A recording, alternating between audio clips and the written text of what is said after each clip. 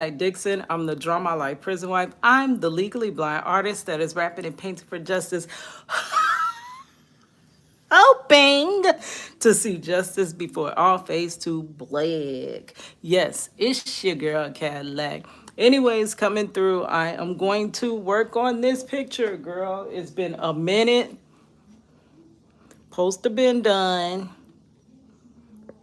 Getting down to the wire, girl. But we're going to work on that. And we are listening to tonight. We're listening to. Okay, we'll get into some of my favorite YouTubers. That's what we could do. Like, this is literally what I do. I paint and watch YouTube, and I create on YouTube. So we're gonna listen to a few of my favorite. Oh, that's too close, girl. We're gonna listen to a few of my favorite YouTubers, and I'm just gonna focus on painting. We ain't really finna be talking and chatting. Maybe every now and then I might tell you what I'm doing, but that's about it. So, um, this is the picture I've been working on of money. It is inverted. I'm trying to figure out which way. Oh man, I didn't even get the picture up. But it is inverted, where the darker parts are the lightest parts and the lightest parts are the darker parts. It's supposed to be, it worked out in my mind, girl. It was supposed to be black and gold. Um, so that last gold color I had, I don't even see it, but it turned out yellow.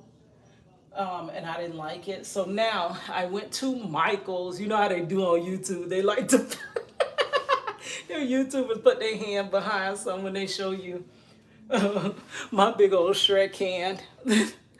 But I bought this from Michael's. This was a good little penny, girl. This was about $8. So this better work, I'm telling you. Or I'm gonna be mad because, no refunds and stuff like that. So we're gonna try this. It does have a little glossiness to it, iridescent. So I'm gonna use that. What I'm gonna do is I'm going to go over the areas that I already painted. So I can try to change it to gold because that's just not looking gold. That's looking tan to me. Okay, so let's get started. Let's start. Move some of my stuff out the way, girl. Move my books, my journals. I journal all day, every day. I write all of my things that I do because I am an artist and I am a scatterbrain. So I am juggling work life, artist life. Uh, I was single motherhood, but now I'm single grandmamahood. So it's just a lot of things that I do. I wear a lot of hats. I am a full-time employee, trying my darndest to get off of my workship so that I can actually use my life being an artist, girl, like for real.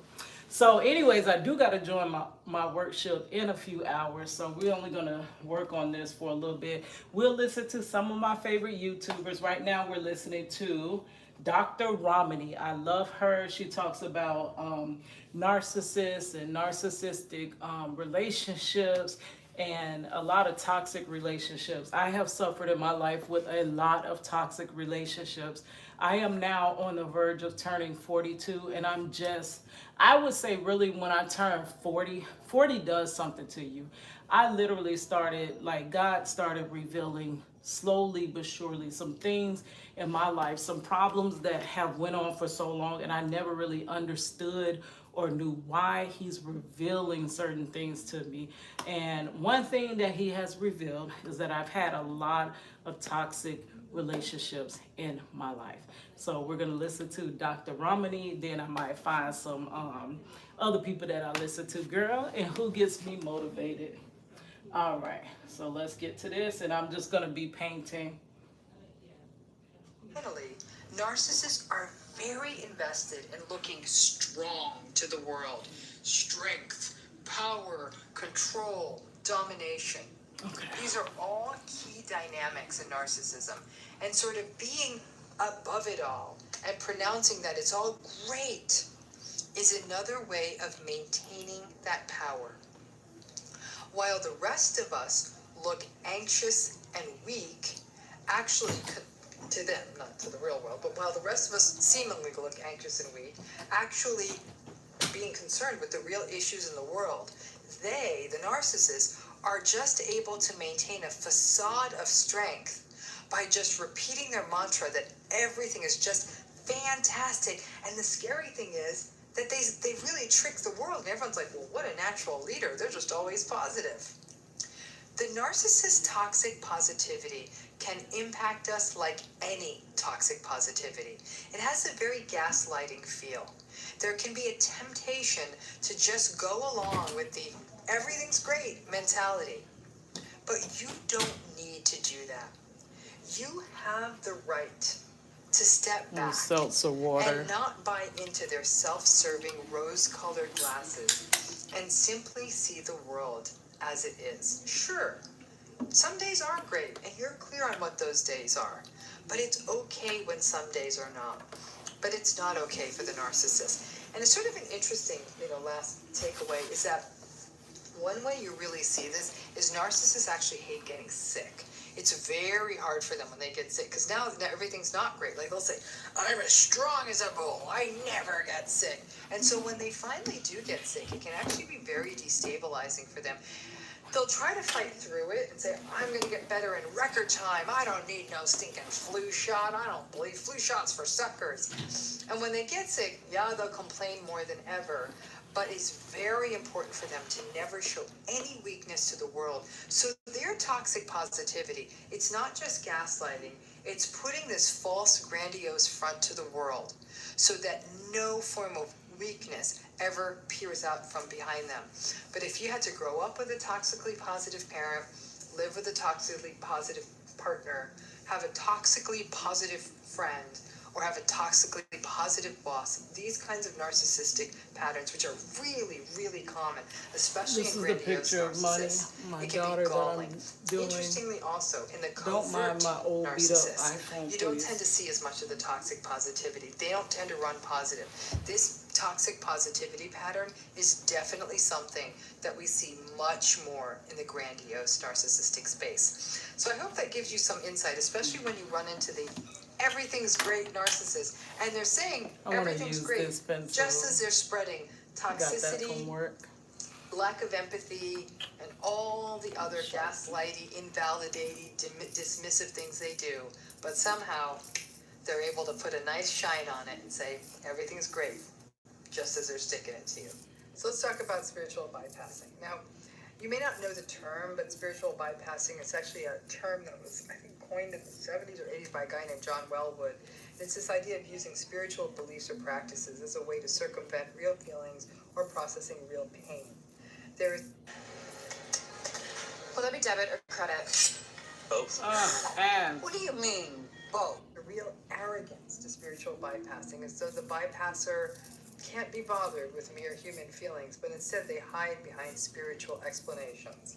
Now listen, I am the first to acknowledge that psychological pain is a beast, and it would be nice to run away from it, and I know my clients always want to run away from it many times, but that's not how it works. The only way out is through, and there are no shortcuts. All the spiritual bypassers seem to think there's a shortcut. Now this is a channel about narcissism, so why am I talking about this? As you can imagine, narcissistic folks would love to take shortcuts on psychological pain. As the internet and social media are commodifying mental health and spirituality the same way they do clothes and shoes and cosmetics, narcissistic folks are jumping on wellness and growth as a way to once again self-righteously lord over other people. With spiritual bypassing, we see the coward's move of not facing the real pain, pretending to be above uncomfortable emotions. There's also an invalidation element to spiritual bypassing, with the bypassers often being those toxic positivity distributors, believing you can breathe, chant, mantra, meditate, or yoga yourself through anything. And if you can't, then that means there's something wrong with you. Spiritual bypassers often look as though they are in a perpetual state of denial. Everything's fine, everything's great. I have love and light in me. They're sort of robotically positive and believe that they are bigger than their emotions. Simply put, as I see it, spiritual bypassing is actually quite cowardly. The invalidation element of spiritual bypassing means that the bypasser It will also not be able to hear about other people's difficult situations and may tell you that you're inviting more negativity by being negative. Or if you set boundaries, you're viewed as limiting the flow of love. Spiritual bypassing is also an enabler's game. Let's say you share your experiences of narcissistic abuse that you're having with a partner or a family member. The spiritual bypassers in your life may push back with saying, well, maybe you're not trying hard enough, or you need to go high when they go low, and basically piling all of the responsibility for the toxic situation on the person who isn't being toxic. Narcissistic folks don't like. Now, what she's talking about is, I said I wasn't gonna talk, girl, but I'm gonna talk. I'm gonna talk, girl. But what she's saying is basically toxic positivity, where you cannot fix certain situations, and you're like, you don't understand. Like, for me, I honestly just do not understand some things in my life. And people will tell you, they act as though if things do not flow and turn out right in your life, it is basically your fault. Um, I always beg to differ. Me and my mother, we had these differences, which I love her, she loved me, but we were different. And it was this one phrase that she always said that I just could not stand. It used to get under my skin when she said it. She would say, Keita, you make your life. And to a certain extent, it seems like that should be true. But I'm like, how could I make my life, and the life that I made is not the life that I'm living? I literally made a successful life. I've done so much within the 42 years that I've been on this earth. I grew up, I was the oldest of five. I'm sorry, I was second oldest of five children. Girl, this the perfect time to plug my little song since we ain't doing too much. I'm born in 81, done did a whole lot of living. I did some things I think life ain't forgiving. I've been through many trials. I did a whole lot of, wait, I learned a whole lot of lessons, but the Lord is still waking me up. Guess that's a blessing. Chi-town born, I'm Florida raised. If life is a beach, I'm soaking in all the rays. I'm just a sinner that's saved by grace, so I must have purpose, so I'll search for it daily. First born to my mother, second to my father, 1/5 of five sisters. Can't even mention the problems, but it was a whole lot of scrapping, whole lot of love tapping, all for one and one for all. We all got a whooping, and that's what happened. Mama and daddy worked hard to live the life we did. Whether sick, well, or other, they was clocking in. All of that helped mold the woman that you see here today. Ain't made it yet, but hell I will, cause there's a will, then there's a way.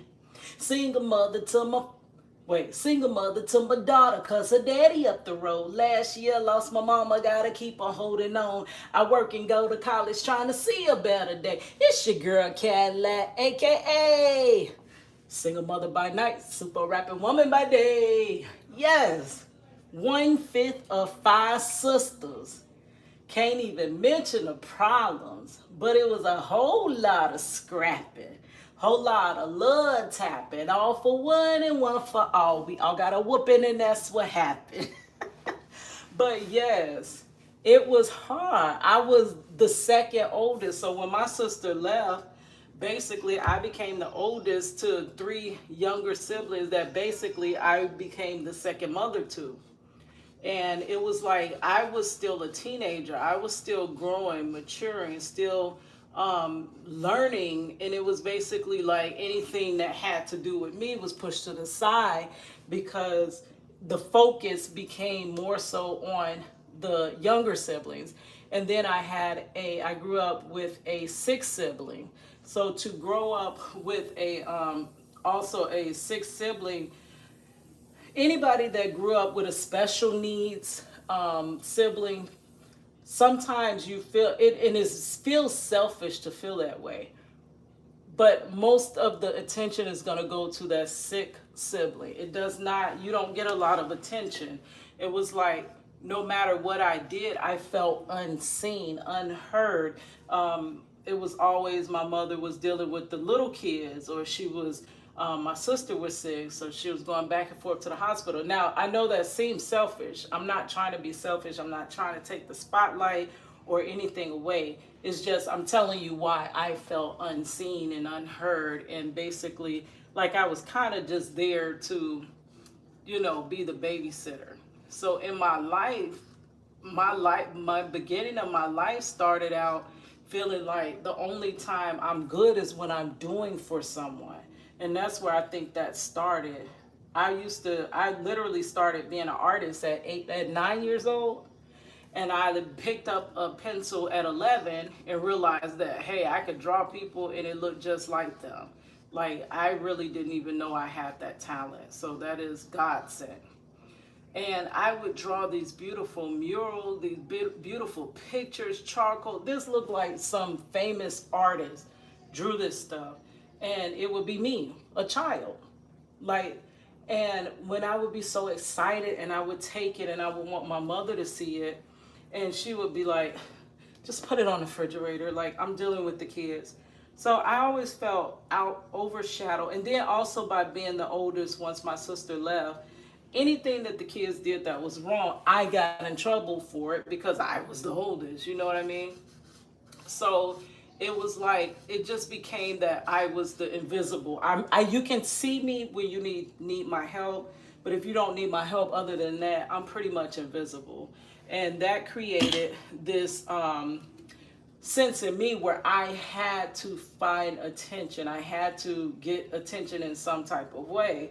And because the only way I got attention was, besides my art, was to be doing good things for people, helping people, taking people this place, that place, lending people money. I literally remember as a child, like in middle school, when we got to middle school, like there was this thing like free lunch. I always wanted free lunch, but they claim my mama made too much. Like, girl, if you make a dime, they claim you make too much. So I couldn't get free lunch. So my mother would give me $2. Now this is the 90s, 92. My mother would give me $2 to go eat at the snack bar where you can get Papa John's. They had all kinds of foods that were not like it wasn't the same type of foods that they had at the lunchroom, in the lunchroom. But I used to love them little square pizzas they would give for us. Girl, I would trade for that school lunch, that free lunch, girl. But it was this one girl, and she had the free lunch.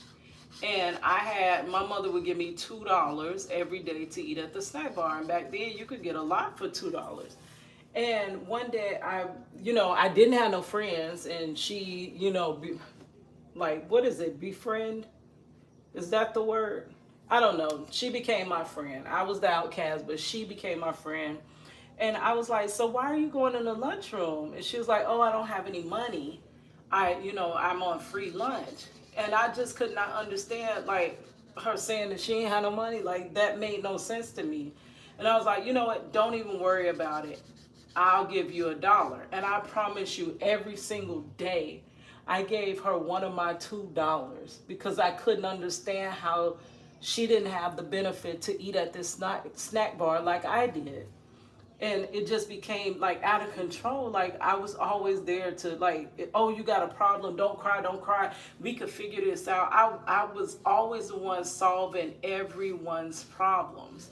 Everyone, if you need a ride this place, you can't make it that, you're short on your rent. Like I was always there helping.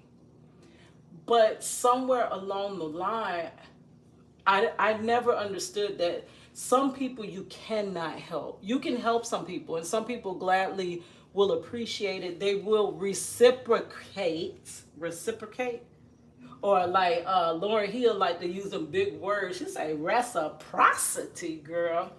But some people will like give back what you give, like the same energy, the same fold that you give it. So that's a mutual relationship. That's basically like a give and take relationship.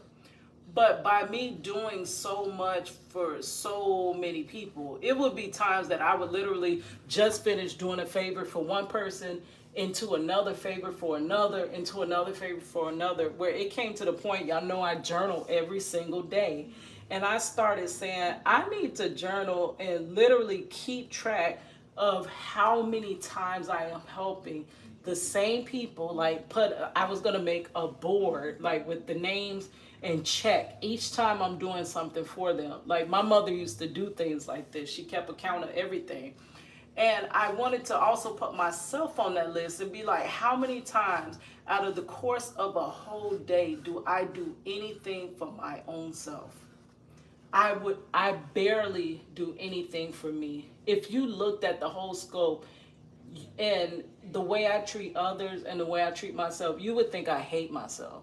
Like, compared to how I treat others and how I'm always going the extra mile for everyone around me. But I literally do not see it happening for me. Like, I could just do something that took a bunch of time, a bunch of energy. It was way out the way. And someone can do something small and they feel like they've done just as much.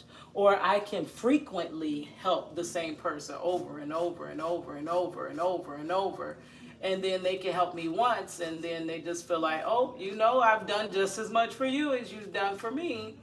And these are the type of relationships that I really have around me. I don't have a lot of feed into me and I feed into you. Well, pour into you, I pour in, you know what I mean? And we're both filled.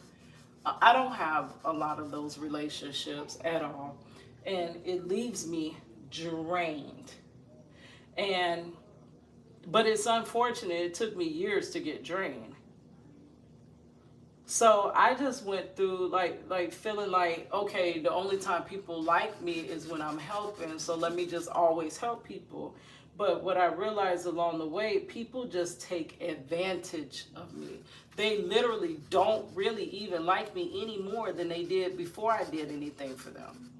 They feel no more love, no more admiration, nothing. It's just, hey, you were stupid enough to do what I asked you to do. And that became a problematic problem in my life. And I don't know, I kind of got off the track. But the whole point was my mother would say that I made my life.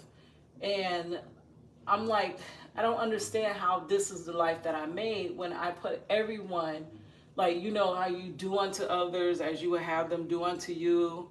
I mean, I always tried to live by, the laws of the land and live by the laws that were presented in the Bible and the philosophies and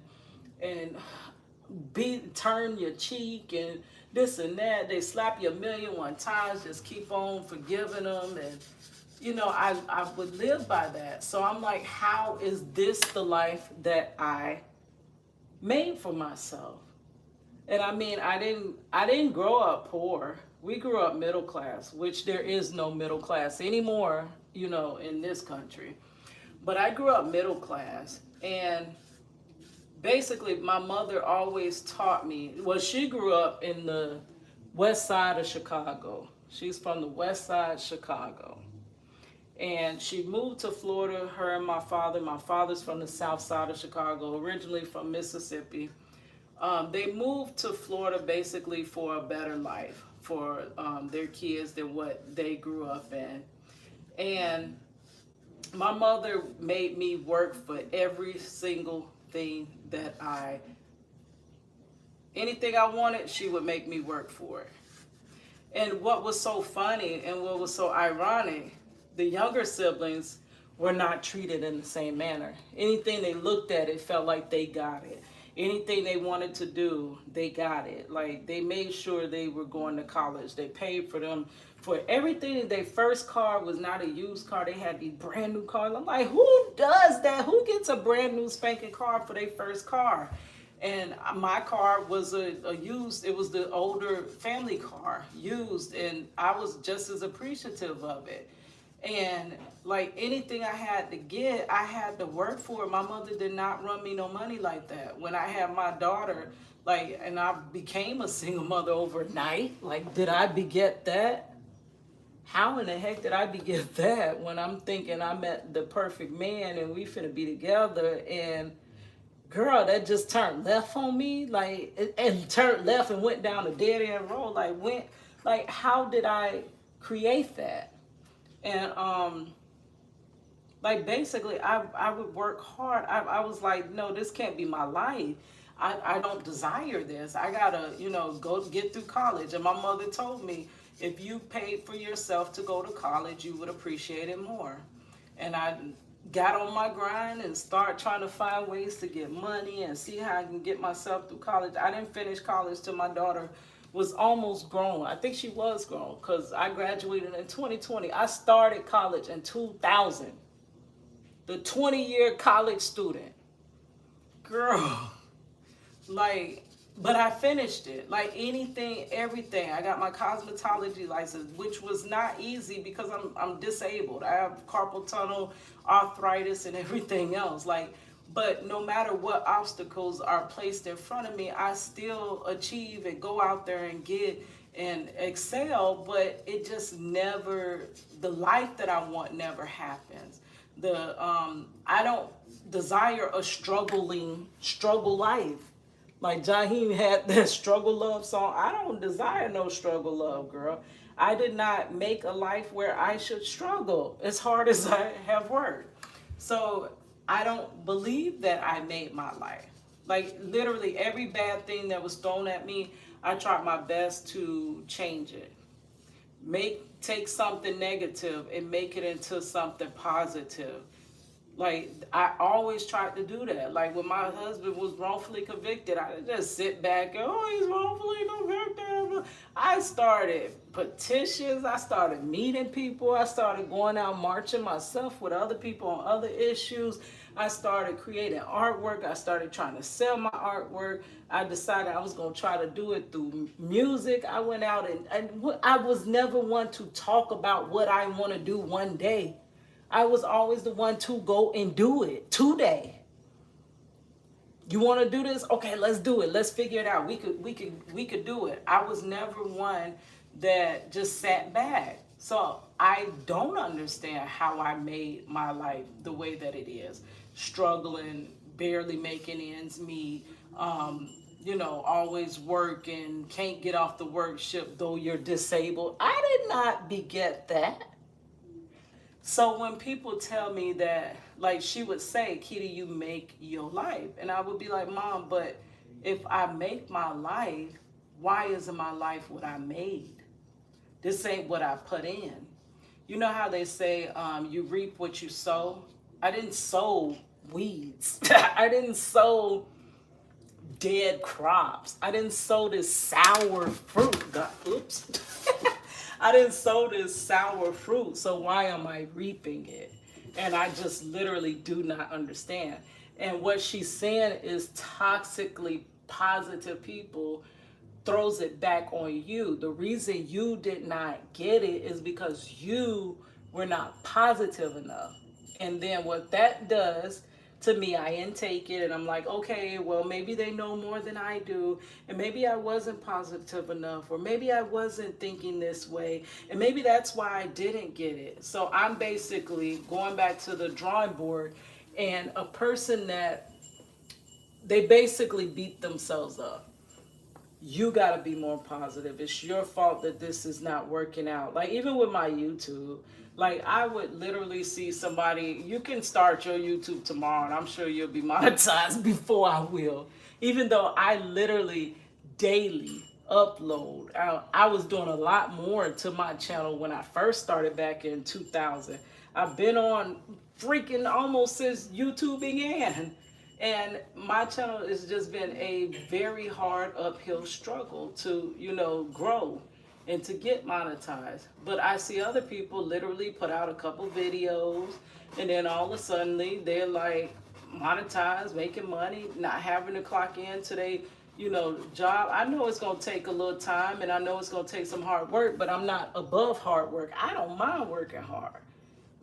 I work hard. Like, honestly, I don't mind, but I don't understand when your hard work leads to nothing. Leads to struggling well into your life. And I mean, even if you want to cancel out the working hard in YouTube and in school and the music, if you want to cancel that out, I've worked hard in my work career. I'm one of the hardest workers that be on the job. Though I'm disabled, it's a lot of time I do circles around the people that are able bodied. And it's just because of my work ethic. Because I'm the one that doesn't get on someone's job and just hold a position and not want to work. So I don't understand how I created this life. But this is the life that I live. And people that are toxically positive, they basically are dismissing the negative things. Like when I say that Marcello was wrongfully convicted, they're dismissing that quick because there's no way, if you're positive and this and that, that this conviction can stand or that things won't work out in the end. I don't care how positive you are, things may not work out in the end of this situation.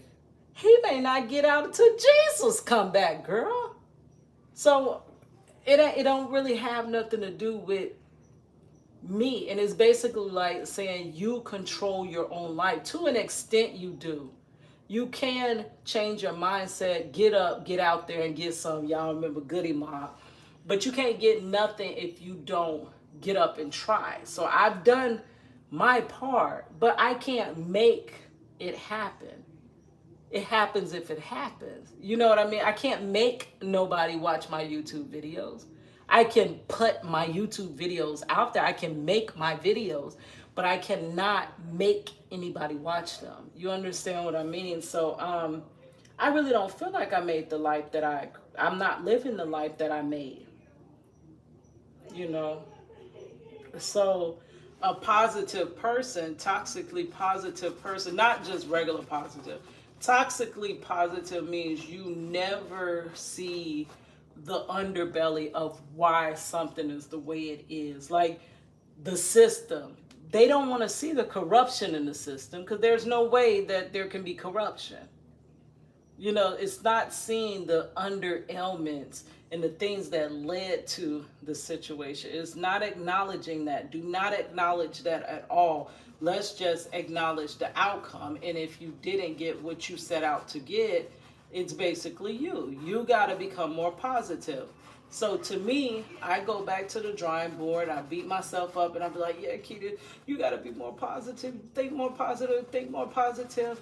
And then the negative happens again. And I'm like, hold on. I thought positive and positive things didn't happen. Okay, it's something wrong. I got to think more positive. And or even with prayer, people will tell you if you just pray about it, it's going to work out. And there's some things that I have prayed about that did not work out. I mean, instead of just acknowledging that it's not always going to play out the way that you desire it to, no matter how much prayer and positivity you put behind it. If that is not the will of God, that ain't the will of God. I don't care how positive you all are about it. It ain't going to happen. And when you put it on the reason it didn't happen is because of you, then it basically makes you go back to the drawing board and beat yourself up more. Well, why can't I manifest these things? I see other people manifest this, this, and this. It must be something wrong with my manifester or my manifesto.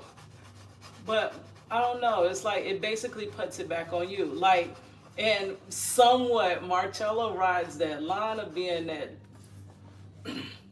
he's positive, but he's on that he teeters on that line of that toxic positivity. And it's basically like making you, it tells you that whatever, if you're feeling something negative or something that's discomforting or something that is not favorable and you mention that it's happening and you're telling how you feel about it happening, which I consider that a realist, a person that is realistic, Like I draw realistically. I am a realistic person.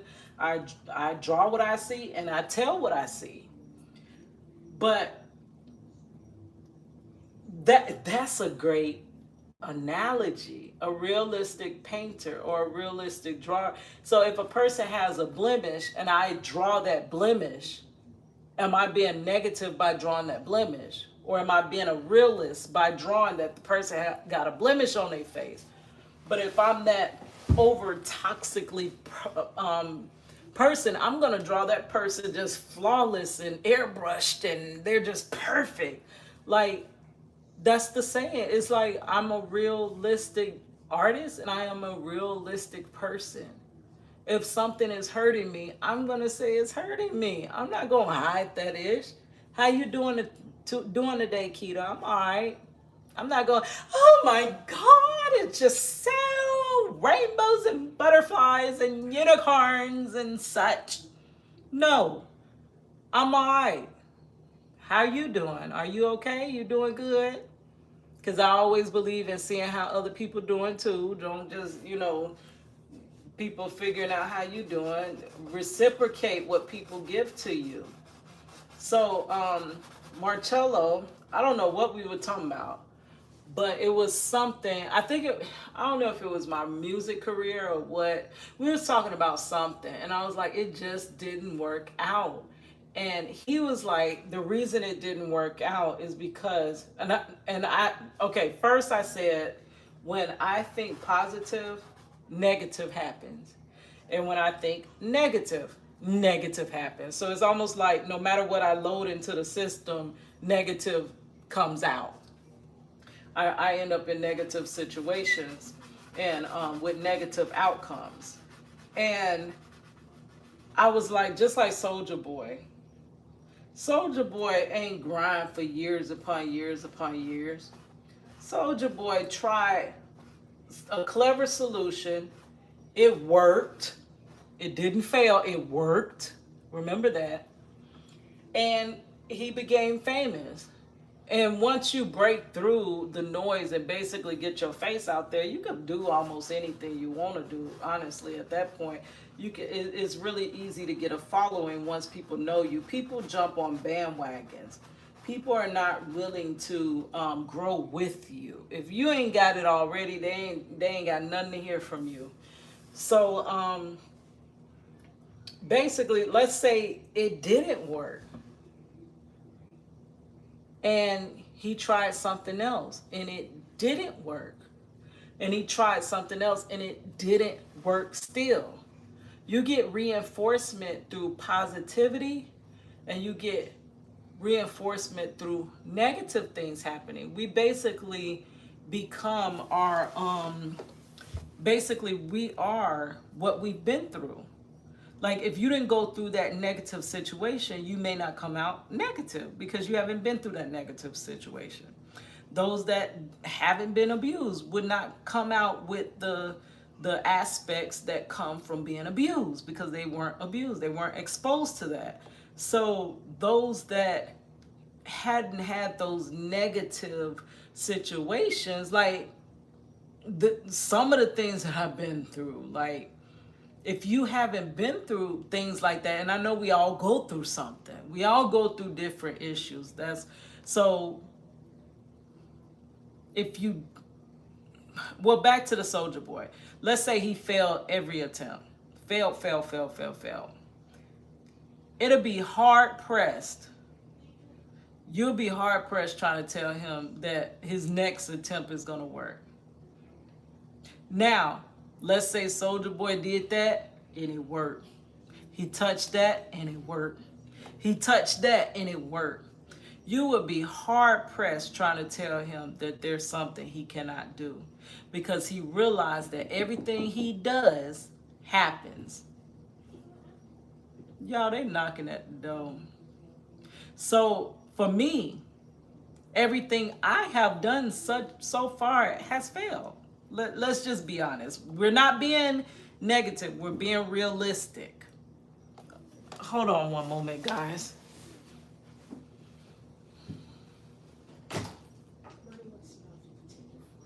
Oh, I don't think so. She ain't. How am I paint with a baby in my arm? Money, what am I do with her if I'm painting? She said she's sleepy. Money, you pretty. How am I gonna? Okay, pretty. Money, then I ain't gonna finish this. Money want me to hold the baby. Come on, pretty.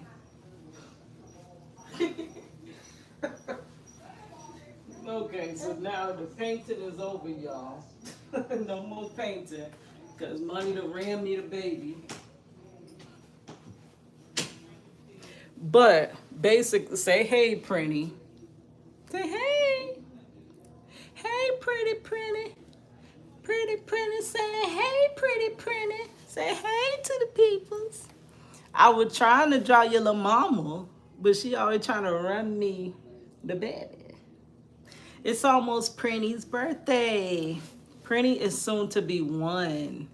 And we are planning Miss Prinny's birthday. Girl. See, she want to touch all this that's on this table. But basically, I don't think this gonna work. I know I'm good, but I don't know if I'm that good where I can hold baby and she looking at you, better not touch it. You better not touch it. But so for me, basically every endeavor I went after failed. And I went after everything full-heartedly. I first was in college, and then I was put out of college when I had our daughter. Then, I was about to get married, and then my husband was snatched out my life. And I'm like, okay, well, we could fix that. And then I go out on, I go to cosmetology school. I'm like, maybe college is not for me, and maybe I just have to, I found, Pretty, come on now. I found the love of my life, but maybe God gave him to me, and now I got to fight to get him back or something. He's not going to just hand them to me on a platter. I got to fight for what I want. And then I was like, well, maybe, college ain't for me, so let's go ahead and do school. Maybe that's why that didn't work out. I finished cosmetology school, and I end up with Pretty. And she going for that gold. She going for the gold. No, Pretty. Pretty, come on now, Mama. Oh. No, Mommy. Okay, I'm gonna cut this video soon. I'm just gonna have to. What I'll do is I'll just finish laying the gold on those tan parts. But after I had finished cosmetology school, my hands went out, both hands. I end up with severe carpal tunnel during age, I think 22, and arthritis. Unable to do hair, and I still try. Though I did that little test thing where they shock you and see how much your nerves are responding, and I basically had a small percentage of the ability left in my hands at age 22.